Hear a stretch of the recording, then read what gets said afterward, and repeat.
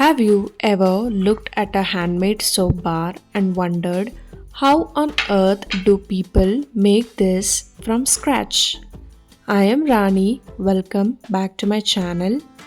In this series, I will teach you everything you need to know about making cold process soap, the natural, creative, and scientific way to make your own skin loving bar at home. Today we are starting with the basics, what cold process soap actually is and why it's so special. People love cold process soap because it's creative and customizable. You can design your own colors, scents and texture. Plus it's gentle on the skin and free from harsh detergent found in many store-bought soaps. Here is the science part, but don't worry, I will keep it simple. When the lye solution meets the oil, it breaks them down into fatty acids and glycerin. The fatty acid react with the lye to create soap while the glycerin stay in the bar. Glycerin is a natural humectant. It helps keep your skin soft and hydrated.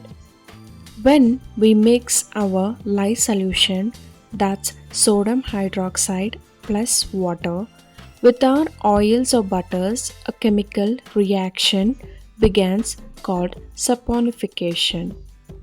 During this reaction, the lye breaks down the oils into smaller components, fatty acids.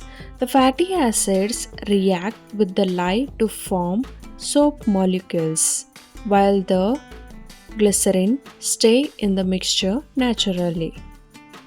That glycerin is one of the best part about homemade soap.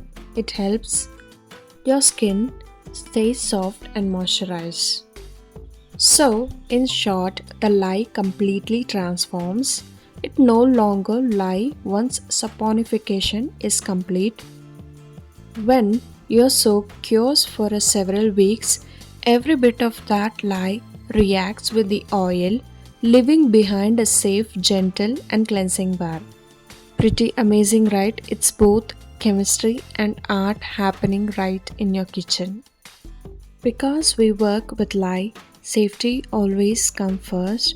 You will need basic care, gloves, goggles, and a well ventilated area. Don't worry, in the next episode, I will walk you through everything you need to stay safe and confident while making soap. If this was understanding, please write down in the comment below because this is the first time I'm teaching for others. In next episode, we will set up your soap making workspace and go over all the tools and ingredients you will need to get started. So make sure to hit like, subscribe and turn on notification bell so you don't miss it. Thanks for watching and happy soap making.